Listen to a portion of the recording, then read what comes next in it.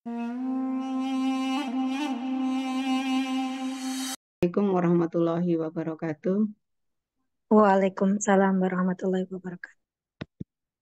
Alhamdulillah, alhamdulillahilladzi arsala rasulahu bil huda wa dinil haq liyudhhirahu 'ala dini kullih wa kafa billahi syahida. Asyhadu alla ilaha illallah wa asyhadu anna Muhammadan abduhu wa rasuluh. Allahumma shalli ala Muhammad wa ala ali Muhammad amma ba'du. Ibu-ibu sekalian, alhamdulillah kita bisa bertemu kembali dalam kajian eh, MIPA UNS. Kali ini kita akan membahas tentang fikih pemulasaraan jenazah. Semoga Allah memberikan kepada kita kemudahan untuk memahami materi ini dan memberikan kepada kita kemampuan dan keberanian ya dalam melaksanakan eh, perintah Allah Subhanahu wa taala untuk kita semuanya. Salawat dan salam semoga senantiasa terlimpah pada junjungan kita Nabi Muhammad Sallallahu Alaihi Wasallam serta keluarganya, sahabat-sahabatnya, dan pengikut-pengikutnya yang setia hingga akhir zaman. Semoga kita termasuk pengikut Rasulullah yang setia hingga akhir hayat kita nanti. Amin ya robbal alamin. Ibu-ibu solihah, eh, tentang tata cara merawat jenazah ini, kita mulai dari kajian tentang kematian dulu ya. Bahwa kematian itu adalah sebuah kepastian bagi setiap makhluk hidup, termasuk kita. Jadi tidak ada makhluk hidup apapun itu yang tidak pernah merasakan mati atau akan hidup selamanya, itu tidak ada. Allah berfirman dalam beberapa ayat di dalam Al-Quran. Yang pertama surat An-Nisa ayat 78. A'udzu billahi minasyaitonir rajim. Aina matakunu yudrikumul mauta walau kuntum fi burujim musyayyadah. Dimanapun kalian berada, kematian akan mendapati. Walaupun kamu berada di dalam benteng yang kokoh. Gitu ya. Jadi kematian itu pasti akan datang walaupun misalnya kita bersembunyi. Kalau zaman dulu Firaun sampai membuat istana yang berlapis-lapis bersembunyi di dalam gua dengan bangunan yang sangat kokoh ya, dalam benteng sulit untuk ditembus, tapi kematian tetap datang. Tidak bisa dicegah. Di ayat yang lain surat Al-Anbiya ayat 35 Allah berfirman kullu nafsin dha'iqatul maut. Tiap-tiap yang berjiwa akan merasakan mati. Wa nabluukum bisyari wal khairi fitnah wa ilaina turja'un. Kami akan menguji kamu dengan keburukan dan kebaikan sebagai cobaan yang sebenar-benarnya. Dan hanya kepada kamilah kamu dikembalikan. Jadi kita hidup di dunia ini akan diuji oleh Allah Subhanahu wa taala, baik ujian berupa keburukan maupun kebaikan ya. Jadi ujian itu ada yang wujudnya berbentuk nikmat, ada yang wujudnya berbentuk kesedihan. Sayangnya kita seringkali hanya memahami bahwa ujian itu yang sedih-sedih saja. Nah, ini saatnya kita perlu eh, merevisi ini kita ya, image kita bahwa ujian itu tidak selalu yang sedih-sedih. Yang membahagiakan pun itu bisa merupakan sebuah ujian, maka kita harus selalu waspada supaya kita lulus dengan ujian-ujian yang akan diberikan oleh Allah Subhanahu wa taala. Dan itu akan menentukan nanti bagaimana kita eh, merasakan kematiannya kita, merasakan kematian kita. Husnul Khatimah atau Sul Khatimah. Yang bersurat Al-Jumu'ah ayat 8. Qul innal mautal ladzi tafirruna minhu fa innahu mulaqikum. Katakanlah sesungguhnya kematian yang kamu lari daripadanya ya pasti menemui kamu. Jarang orang yang betul-betul siap ya, siap mati. Jarang. Rata-rata siap hidup dan takut mati gitu ya. Maka eh, manusia itu karena sangat cinta kepada dunia, dia eh, takut mati gitu ya. Takut matinya orang yang beriman karena merasa belum siap, belum memiliki amal yang cukup untuk menghadap Allah. Tapi takut matinya orang kafir itu biasanya karena dia ingin menikmati kehidupan dunia sepuas-puasnya. Maka eh, kita harus berupaya untuk senantiasa mengkondisikan diri kita supaya kita siap menghadapi kematian ini, ya. Karena Allah akan kembalikan kita dalam waktu yang Allah tentukan, bukan kita yang menentukan. Ya. Setelah kematian, Allah mengembalikan kita kepadanya. Ya, summa turadduna ila alimil ghaibi wasyahadah wa yunabbi'ukum bima kuntum ta'malun. Kemudian kamu akan dikembalikan kepada Allah yang mengetahui yang gaib dan yang nyata. Lalu dia beritakan kepadamu apa yang telah kamu kerjakan. Amal-amal kita akan diperlihatkan kepada kita ketika kita sudah wafat kelak. Ya, mudah-mudahan kita termasuk orang-orang yang senantiasa menjadi hamba yang soleh dan beramal baik. Kemudian kematian itu adalah ketentuan Allah. Jadi bukan rekayasa manusia. Kematian itu eh, walaupun di dalam dunia kedokteran itu kadang-kadang ada yang bisa memperkirakan ya. Kayak misalnya dulu pernah eh, seorang partner saya mengisi sebuah acara, beliau bercerita istrinya sakit kanker ganas, sudah dioperasi dan diberitahu oleh dokternya istri bapak tinggal 5 bulan lagi usianya gitu. Tapi Allah menakdirkan tidak seperti itu. Jadi ketika beliau bertemu saya itu sudah 5 tahun berlalu, istrinya masih ada. Nah, maka meskipun secara medis bisa diperkirakan sakit ini akan mengakibatkan kematian, sakit itu akan mengakibatkan kematian, dan seterusnya. Tetapi kalau belum jatuh waktunya, itu belum sampai. Karena apa? Karena kematian adalah mutlak kekuasaan Allah Subhanahu wa Ta'ala. Dalam surat Al-An'am ayat 61, Allah berfirman, "A'udzu billahi minasyaitonir rajim, wa huwal qahiru fauqa ibadih wa yursilu 'alaikum hafadhah." Ya. Dan dialah penguasa mutlak atas semua hambanya. Ya, jadi Allah itu penguasa mutlak atas semua hambanya. Dan diutusnya kepadamu malaikat-malaikat penjaga. Hatta idza jaa ahadukumul maut tawafathu rusuluna wa hum la yufarritun. Ya. Sehingga apabila kematian datang kepada salah seorang di antara kamu, malaikat-malaikat kami mencabut nyawanya dan mereka tidak melalaikan tugasnya. Jadi kapanpun malaikat telah disuruh oleh Allah Subhanahu wa Ta'ala mendatangi seorang hamba yang telah habis ajalnya, dia tidak pernah melalaikan tugas. Dia langsung melaksanakan perintah Allah Subhanahu wa Ta'ala itu. Kemudian di ayat lain surat Ali Imran ayat 145 Allah berfirman, "Wa maka nali nafsin antamuta illa biidnillahi kitabam muajjala." Dan setiap yang bernyawa tidak akan mati kecuali dengan izin Allah sebagai ketetapan yang telah ditentukan waktunya. Ya. Maka dari ayat ini kita belajar ibu-ibu bahwa dalam kehidupan nyata kadang-kadang saya sudah sering kali ya, sering kali menemukan orang yang eh, sudah lama menderita sakit, sudah tua, sudah tidak bisa apa-apa begitu ya. Kemudian dia menyatakan, aku ini lebih baik mati saja gitu ya. Tetapi ketika Allah belum berkehendak menyelesaikan kehidupannya di dunia saat itu, maka dia belum belum mati. Karena mati itu atas izin Allah, atas kehendak Allah gitu.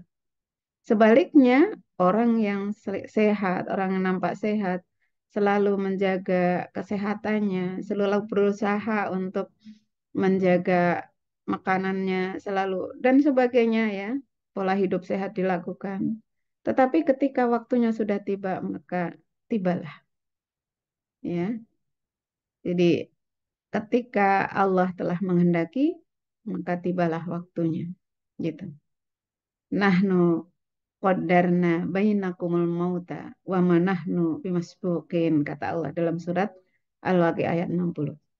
Kami telah menentukan kematian di antara kamu dan kami sekali-kali tidak dapat dikalahkan. Ini, Masya Allah. Jadi Allah tidak bisa dikalahkan secanggih apapun alat yang ada di dunia ini.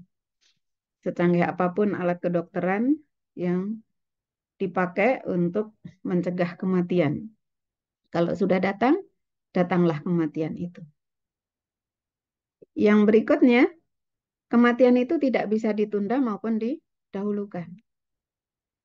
Nggak bisa, biar cepat mati, atau biar tambah panjang umurnya. Tidak bisa.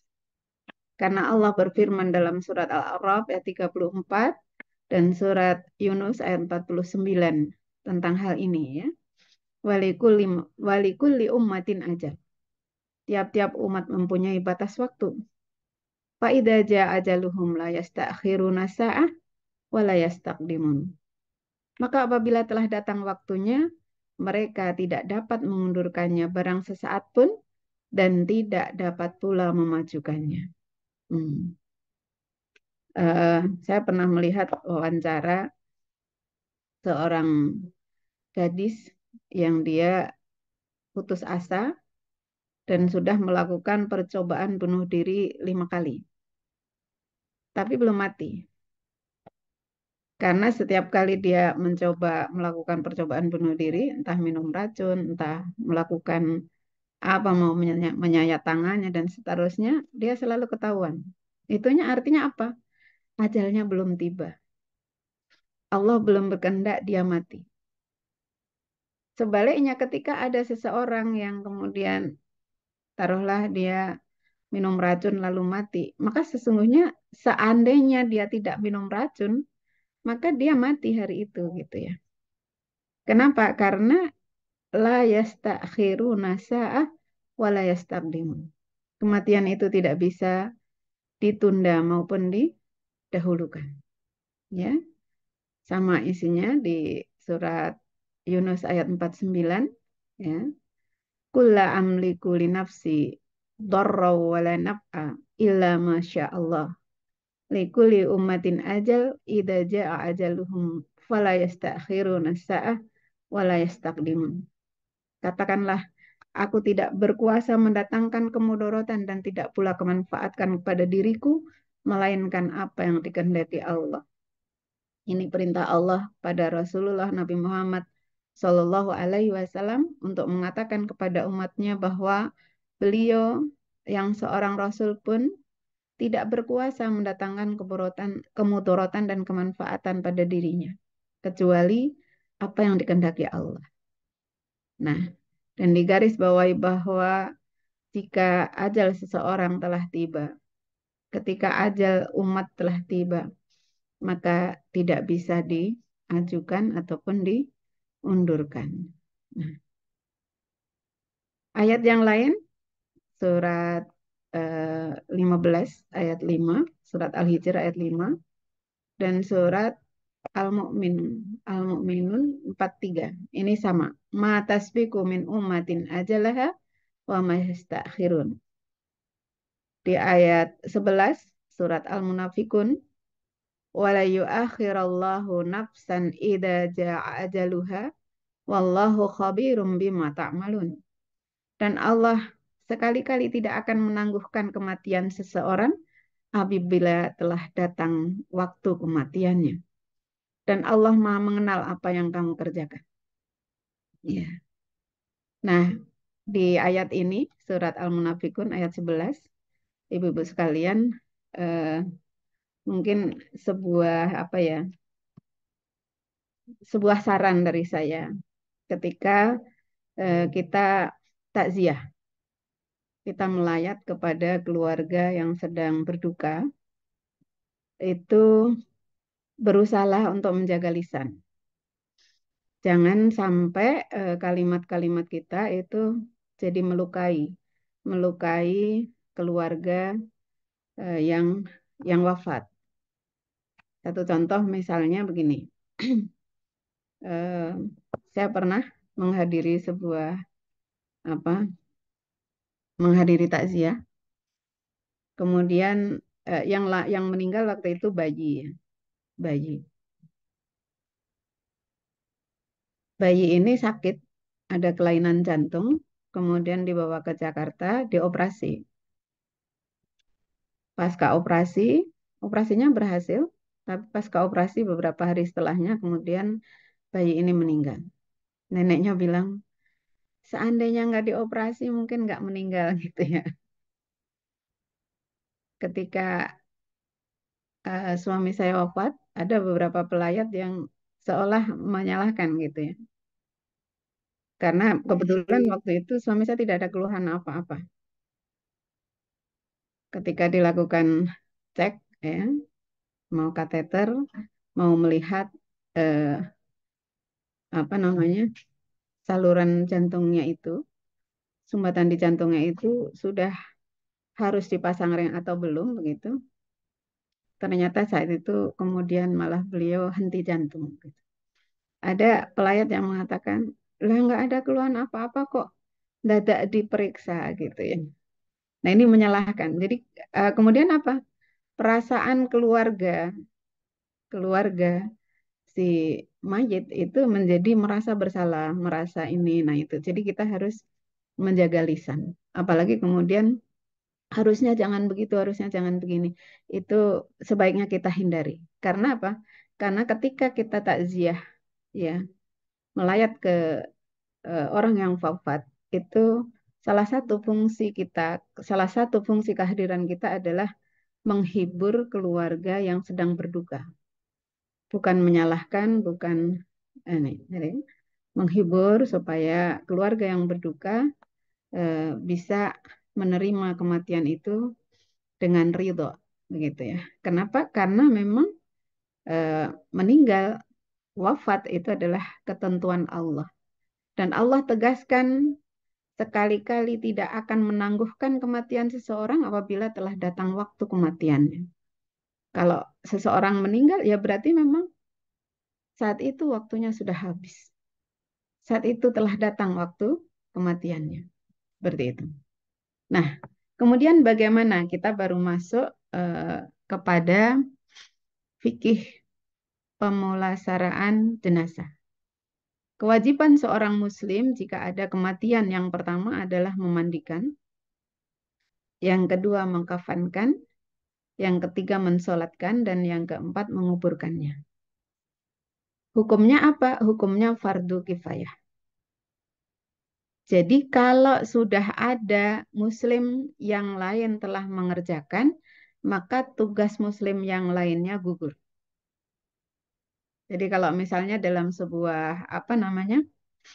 Dalam sebuah kampung ada seseorang wafat, kemudian ada satu saja yang telah melaksanakan eh, kewajiban ini, memandikan, mengkafani, mensolatkan, menguburkan, itu kewajiban orang yang lain telah gugur, ya. Jadi tidak semua. Nah, maka dimaklumi ketika ada orang-orang yang belum berani, belum berani melakukan perawatan jenazah. Saya sendiri jam terbang merawat jenazah itu belum banyak. Saya baru baru tiga ya, baru tiga jenazah yang pernah saya rawat begitu ya. Jadi belum sampai ini sekali, belum cukup pengalaman. Nah, nah, kemudian perlengkapan apa yang diperlukan? Ini perlengkapan memandikan. Yang pertama kapas dan cotton bud. Jadi kalau eh, 2 pekan lalu Bu Tuti bertanya perlengkapan apa saja yang kami harus sediakan. Eh, Nanti kalau praktek ini Bu, perlengkapannya seperti ini. Tapi kalau hanya praktek mungkin tidak harus selengkap ini ya. Ya, jadi kapas dan cotton bud, untuk membersihkan telinga, sarung tangan untuk memandikan, spons penggosok ini kalau diperlukan saja, kalau ini eh, pakai tangan kita tidak masalah begitu ya. Sabun dan sampo, kemudian sidrin itu daun bidara. Daun bidara atau kalau tidak ada daun bidara itu bisa daun kelor. Ya. Kemudian kapur barus, kain kafan, gunting, gunting untuk memotong pakaian jenazah. Kemudian air, air ini diusahakan air dingin dan bersih. Kecuali di tempat yang misalnya negeri empat musim yang saat itu lagi musim dingin yang sangat eh, drastis begitu ya, dingin sekali, maka boleh menggunakan air hangat. Lalu minyak wangi dan handuk, handuk yang suci, yang bersih ya. Nah, untuk itu untuk jenazahnya ya, untuk yang memandikan itu yang dibutuhkan celemek dan masker ya. Butuh celemek dan masker. Kalau kita eh, tidak siap basah-basahan gitu ya. Kalau waktu itu saya tidak pakai celemek karena ya nggak apa-apa gitu langsung basah-basah. Pakai masker eh, juga kalau diperlukan. Kemudian kain panjang atau jarik untuk menutupi jenazah setelah mandi. Kemudian pempes itu jika diperlukan. Perban dan plester jika diperlukan. Sisir, ember tempat kain basah, dan plastik tempat kotoran. Jadi kadang-kadang ada bekas-bekas kotoran yang masih eh, terbawa ya, masih ada di badan jenazah. Gitu. Nah, bagaimana memandikannya? Yang pertama siapkan penutup jenazah. Penutup jenazah ini nanti kain kafan ya. Rasulullah Shallallahu Alaihi Wasallam bersabda, Anna Rasulullah Shallallahu Alaihi Wasallam hina tuwfiya sucinan sucia biburdin hebarah ya biburdin hebarah. Dahulu ketika Rasulullah meninggal dunia ditutup tubuhnya dengan burdah habirah, selimut yang bergaris. Ini menutupi jenazah, mohon maaf. Jadi ini untuk menutupi jenazah. Jangan dibiarkan jenazah itu tanpa ditutupi begitu ya. Kalau di kampung kita di Indonesia ini, terutama di Jawa itu biasanya pakai jarik ya. Kayak jarik, boleh saja. Nah, syarat jenazah yang boleh dimandikan, yang pertama beragama Islam. Kemudian jenazah itu tidak mati syahid di medan perang. Jadi kalau seorang yang mati syahid, maka dia tidak perlu dimandikan. Lalu bayi yang gugur setelah ada ruhnya. Jadi bayi yang gugur setelah usia 4 bulan dalam rahim itu dimandikan. Tidak langsung tidak langsung dikuburkan ya, tetap dimandikan. Nah, syarat yang memandikan jenazah yang pertama muslim, berakal dan balik. Jadi anak kecil belum. Kemudian berniat memandikan jenazah, jujur dan saleh. Nah, kenapa ada jujur dan saleh ini? Kita apa namanya? Kejujuran diperlukan, tetapi juga eh, setelahnya ada terpercaya, amanah, mengetahui hukum memandikan mayat dan mampu menutupi aib si mayat. Jadi jujur dan amanah ini bukan berarti apa kita kemudian menceritakan semua hal yang kita lihat tentang mayat ya, maka dilengkapi dengan kalimat terpercaya dan amanah, mampu menutupi aib si mayat. Jadi kalau misalnya orang yang memandikan jenazah itu melihat hal-hal yang ganjil pada diri jenazah itu tidak perlu dicerita-ceritakan. Tidak perlu diumbar aibnya gitu ya. Hmm. Cukup menjadi pelajaran bagi dirinya saja. Hmm. Kemudian apalagi yang perlu diperhatikan, hendaknya jenazah ditaruh di tempat yang tertutup. Maka Kalau kita memandikannya di ruang terbuka, itu harus ada orang-orang yang memegang hijab, ya, entah itu kain, entah itu jari, entah itu apa, yang jelas ada penutupnya. Tapi kalau kita memandikannya di dalam kamar mandi yang luas, ya, kamar mandi yang luas, pintunya ditutup itu cukup. Kalau almarhum suami saya dulu dimandikan di garasi, itu pintu garasi dikasih tabir kain hitam, gitu. Nah, kemudian dimandikan di atas papan supaya nyaman memandikannya. Lalu menutup aurat jenazah. Jadi aurat jenazah tetap ditutup. Kita memandikannya itu eh, di dalam kain gitu ya. Baik ini laki-laki maupun perempuan. Dimandikan dengan air dingin kecuali kotoran tidak bisa hilang ya, dengan maka bisa dengan air hangat atau air panas atau pada cuaca dingin ekstrim gitu ya. Jadi kalau ada kotoran yang tidak hilang dengan air dingin itu boleh dengan air hangat atau air panas. Nah, nah, urutannya bagaimana? Urutan orang yang diutamakan memandikan. Yang pertama, jika yang wafat suami, maka dahulukan istrinya, lalu mahramnya, dan utamakan laki-laki. Jadi istri, anak, kakaknya, adiknya, ya, dan utamakan laki-laki. Baik, mohon maaf karena sedang adzan kita jeda dulu. Nggih, nggih, Bu Ari nggak apa-apa. Kita dengarkan, kita tunda dulu nggih, Ibu-ibu.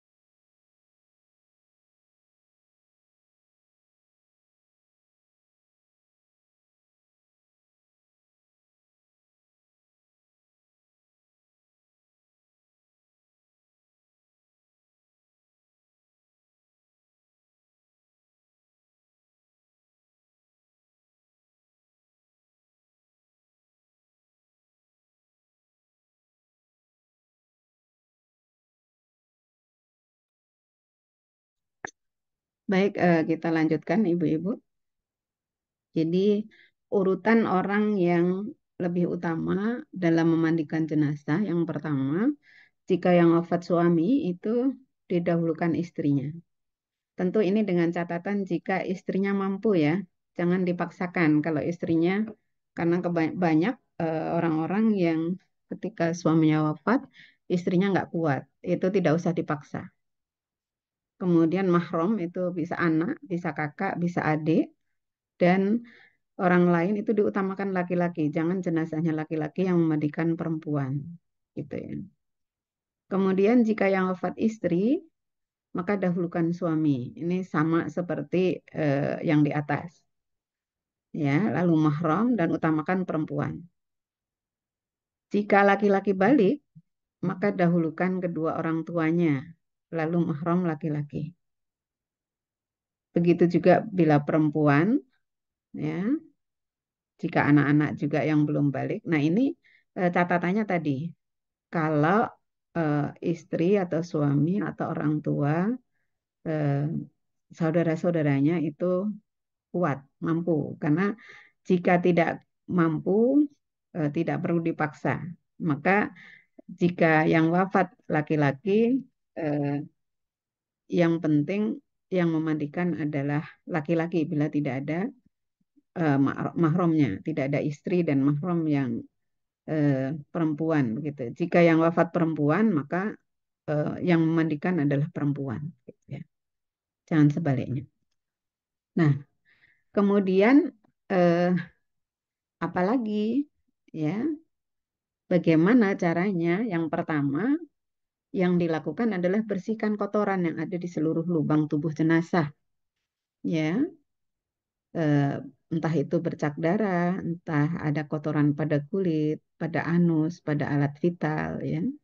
Ini dengan air dan kain usahakan sebersih mungkin. Kalau meninggal di rumah sakit itu biasanya perawat sudah membersihkan ya. Nanti pada saat memandikan itu tinggal mengulang pembersihannya dengan air, gitu ya.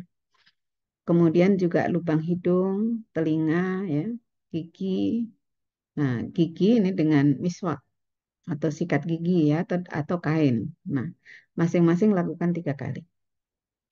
Kemudian untuk memotong kuku dan bulu ketiak, kumis serta bulu kemaluan ini ada perbedaan pendapat. Ada perbedaan pendapat karena dalam Qaulul Qadim Imam Syafi'i itu memakruhkan. Tetapi dalam Qaulul Jadid beliau mensunahkan. Jadi ini monggo tergantung kita mau pakai yang mana. Mau menggunakan dalil Qaulul Qadim yang dulu, perkataan Imam Syafi'i yang dulu, atau mau menggunakan Qaulul Jadid, perkataan Imam Syafi'i yang kemudian. Kalau menggunakan perkataan Imam Syafi'i yang kemudian, maka yang memandikan jenazah itu melakukan ini, memotong kuku, bulu ketiak, kumis, dan bulu kemaluan dengan gunting. Tapi kalau menganggap itu menggunakan dalilnya Imam Syafi'i di Qaulul Qadim, makruh maka tidak usah dilakukan. Dan semuanya dilakukan dengan halus, ya.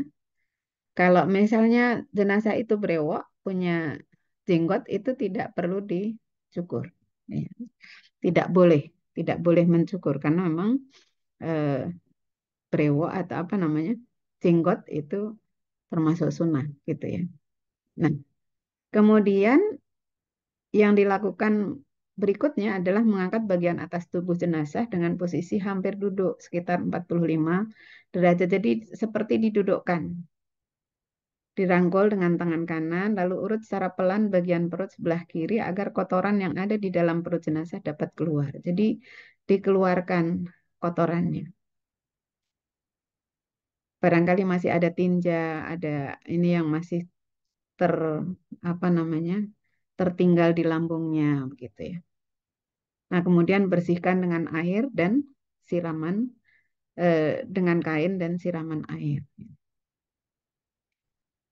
Setelah kotoran-kotoran tadi bersih, lalu membutuhkan jenazah ini, ya, membutuhkan jenazah. hukumnya sunnah, tetapi niatnya adalah wajib. Jadi siapa yang memandikan itu sudah berniat mewudukan. Kalau misalnya ternyata lupa mewudukan itu tidak apa-apa karena membutuhkan jenazah itu hukumnya sunnah gitu ya. Nah, maka sebaiknya memandikan jenazah itu ada pemandu. Waktu almarhum suami saya itu ada yang memandu. Ibu ini apa eh, dibersihkan ininya apa anusnya di ini kemudian didudukkan begitu. Oh, tidak ada lagi yang keluar karena tadi sudah ini udah. Kemudian menantu saya disuruh untuk mewudukan begitu ya. Hmm. Kemudian untuk memandikan jenazah ini wajib ya, tidak boleh tidak dan berniat memandikan ya. Kita tiba-tiba tadinya nggak berniat memandikan lalu kemudian kita memandikan gitu ya. Tadi belum berniat gitu, itu nggak apa-apa karena niat memandikan jenazah hukumnya sunnah gitu. Tapi jika berniat dan betul-betul memandikan itu lebih baik karena innamal a'malu binniyat. Setelah itu menyiram seluruh tubuh jenazah dengan air yang sudah dicampur dengan daun sider, daun bidara atau daun kelor, atau air yang sudah dicampur dengan sabun jika tidak ditemukan daun sider. Berapa kali menyiramnya? Sebanyak bilangan ganjil, ya, bisa 3 kali, bisa kelipat, bisa pokoknya ganjil ya. Kalau 1 kali mungkin belum bersih ya. Kemudian dimulai dari kepala, ya. Tapi usahakan air tidak masuk ke mulut atau ke hidung. Dahulukan bagian kanan sebanyak 3 kali dan kelipatannya, kemudian bagian kiri sebanyak 3 kali dan kelipatannya. Kemudian bersihkan seluruh tubuh jenazah dengan sabun dan menyiramnya dengan air jernih. Miringkan jenazah ke arah kiri, lalu siram bagian lambung kanan sebelah belakang. Kemudian miringkan jenazah ke arah kanan, lalu siram bagian lambung kiri sebelah belakang. Ini kalau yang sudah biasa praktek itu insya Allah sudah hafal gitu ya. Jadi kalau kita masih belum pernah praktek itu maka tadi lebih baik ada pemandu ya. Kemudian bersihkan dengan sabun, lakukan dengan bilangan ganjil dan dengan air jernih. Untuk siraman terakhir kalinya, gunakan dengan air yang sudah dicampur dengan sedikit bubuk kapur barus. Jangan sampai merubah kemutlakan air. Maksudnya eh, jangan sampai dengan mencampurkan bubuk kapur barus itu kemudian merubah rasa, merubah bau dan sehingga airnya tidak suci lagi begitu. Jadi eh, tidak terlalu banyak begitu ya. Bubuk kapur barus itu tidak merubah warna ya. Merubah kemutlakan itu kan merubah warna, merubah eh, bau dan merubah rasa. Kalau ini memang tentu sedikit merubah rasa, tetapi jangan sampai air itu kemudian berwarna keruh gitu ya. Jadi airnya tetap jernih. Maka berarti bubuk kapur barusnya tidak berlebihan.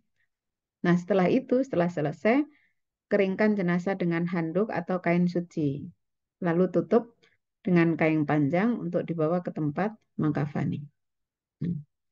Ini dalam rangka menjaga aurat jenazah. Jadi terus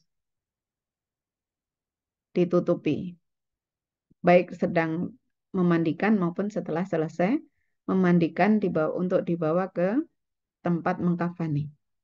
Nah, ini ada catatan, disunahkan bagi yang memandikan jenazah untuk mandi besar setelahnya, seperti mandi junub, ya, mandi besar. Berikutnya tata cara mengkafani. Nah, ada beberapa ketentuan sebelum mengkafani, ada ketentuan-ketentuan yang perlu kita ketahui. Yang pertama, disunahkan menggunakan kain kafan berwarna putih. Nabi Shallallahu Alaihi Wasallam bersabda, "Albasu min thiyabikumul bayat, fa innaha khairu thiyabikum, wa kaffinu fiha. Ya, wa kaffinu fiha. Kenakanlah dari pakaian kalian yang berwarna putih, karena ia merupakan pakaian yang terbaik. Dan kafanilah dengannya. Ini Sunan At-Tirmidzi. Jadi kafan yang terbaik itu yang warna putih. Nah, ini lazim.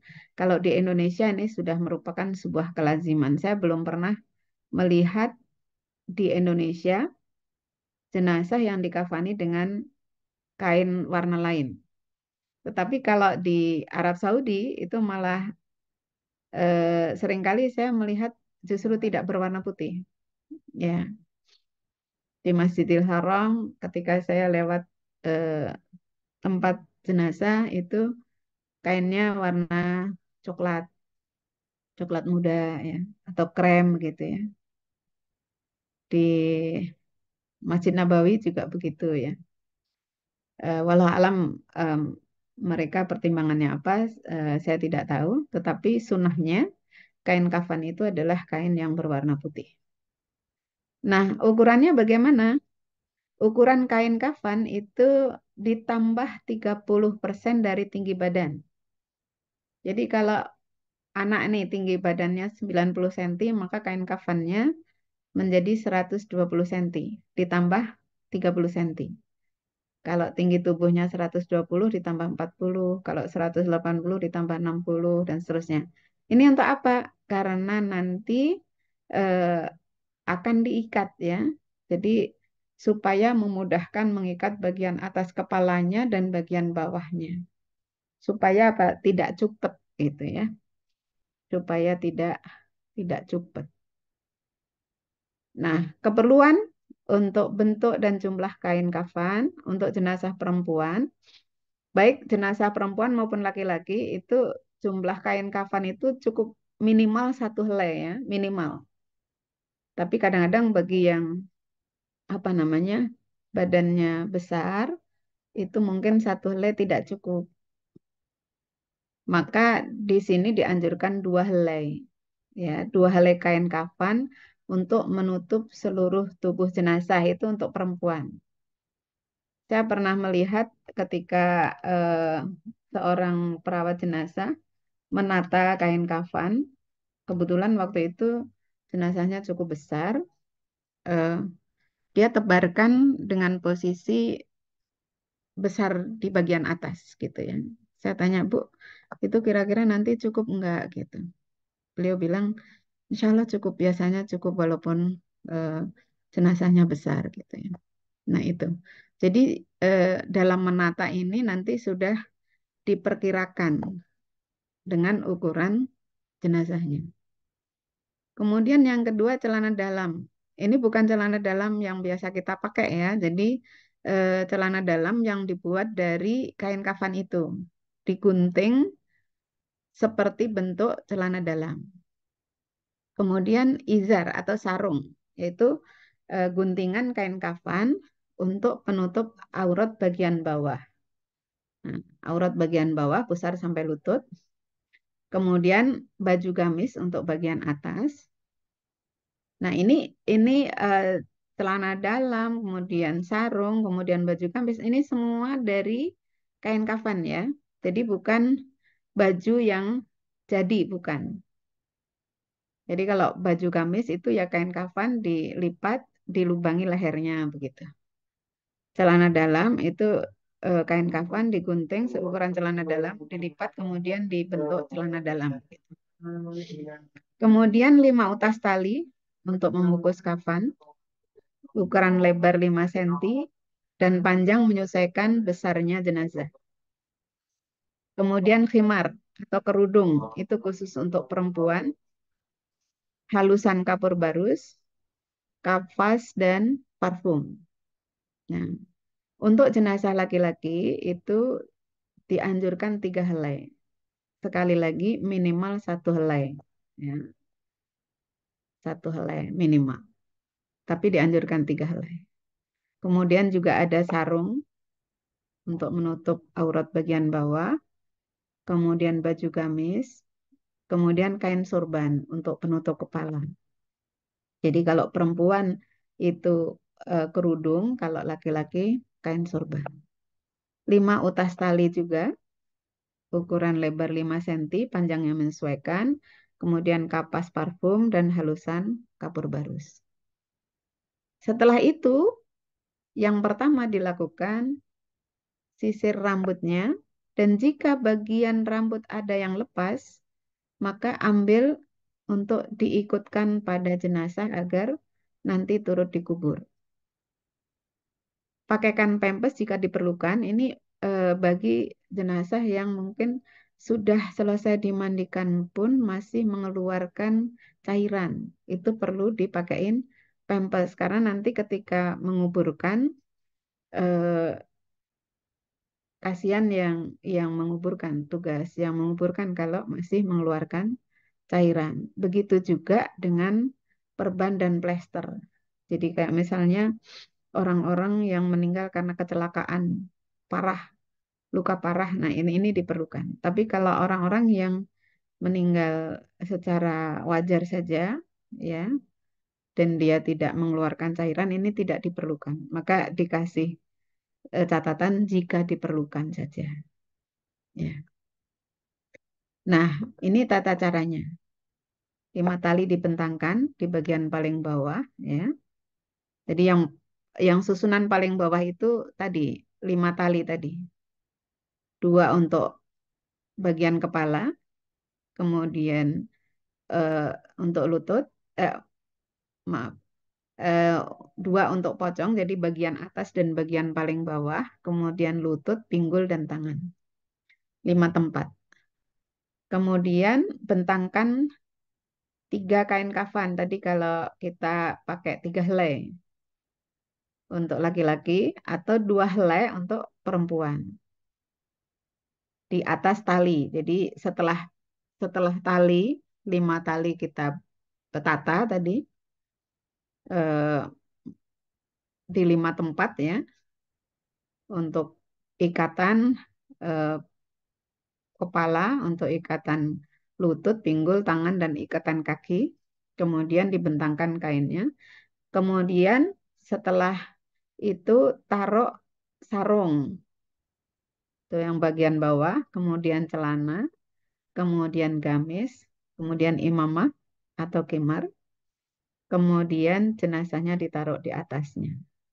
Setelah itu eh, taburi secara rata halusan kapur barus ke setiap lapis kain kafan, lalu pasang helai demi helai kain kafan itu untuk menutup tubuh jenazah mulai dari ujung kepala sampai ujung kaki, ya, dipasang satu persatu, ya, dari celana dalam, sarung, gamis, imamah, ya, atau kerudung bagi perempuan.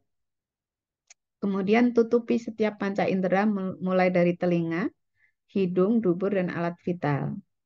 Nah, dikhususkan pada wajah, ya, pada panca indera di wajah itu tutupi seluruh wajahnya dengan kapas kecuali pipi yang nantinya akan disentuhkan ke tanah. Jadi bagian hidung, bagian mulut, kemudian bagian apa itu telinga, lubang-lubang itu ya, di bagian lubang-lubang, tapi pipinya jangan. Terakhir, rapikan dan talikan jenazah dengan posisi utasan tali berada di bagian tubuh jenazah di bagian kiri. Untuk apa? Supaya nanti mudah dilepaskan ketika memakamkan. Ya. Hmm. Itu memandikan. Sudah terbayang ibu-ibu memandikan jenazah, Bu?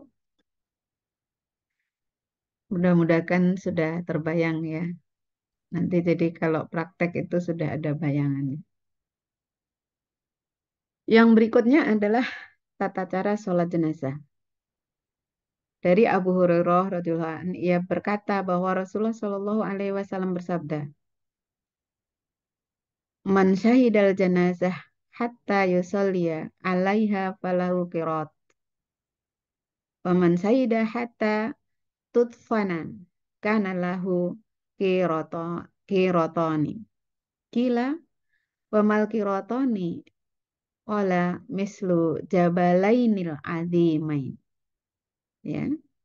Jadi Abu Hurairah radhiyallahu an itu menyampaikan bahwa Rasulullah Shallallahu alaihi wasallam bersabda, barang siapa yang menyaksikan jenazah sampai ia menyolatkannya, maka baginya 1 qirot.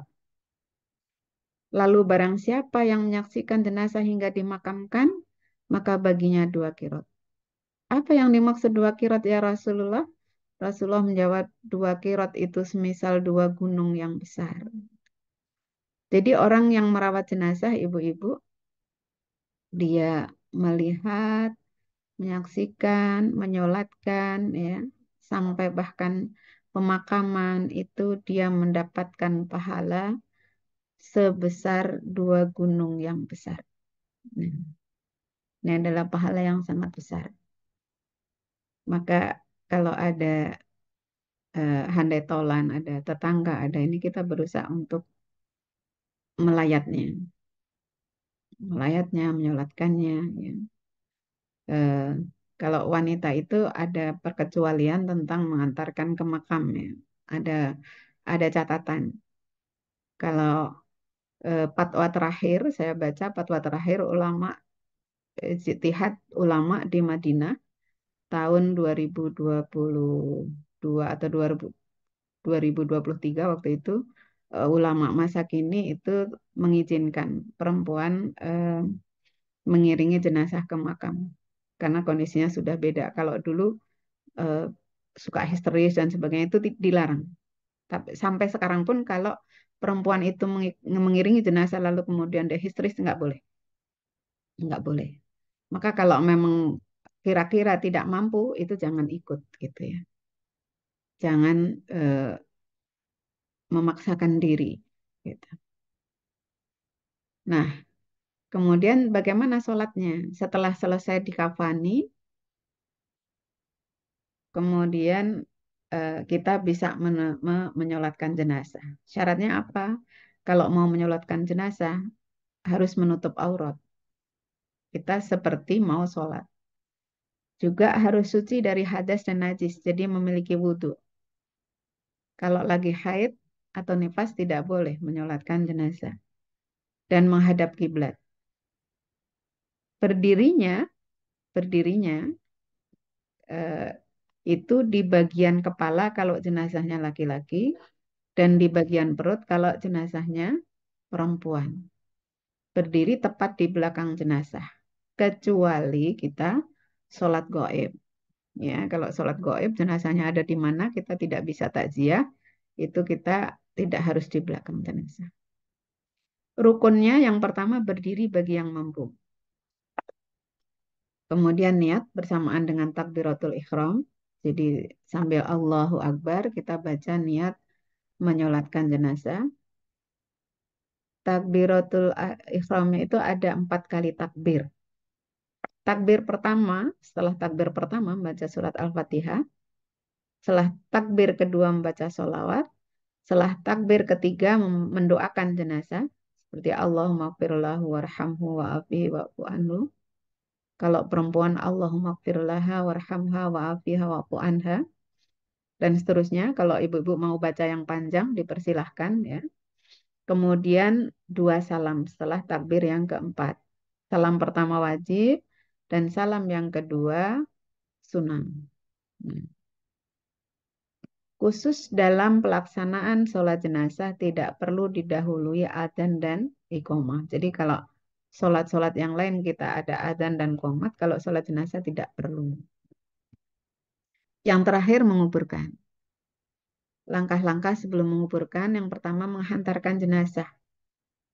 Ketika menghantarkan jenazah, maka yang hendak dibaca adalah lafaz la ilaha illallah. Jadi eh, dalam hadis yang diriwayatkan oleh Ibnu Adi, ya, ini disampaikan bahwa tidak didengar dari Rasulullah Shallallahu Alaihi Wasallam yang mengiringi jenazah kecuali ucapan la ilaha illallah, baik ketika berangkat ataupun pulang. Yang kedua, mengeluarkan jenazah dari keranda. Yang ketiga, memasukkannya ke dalam liang lahat.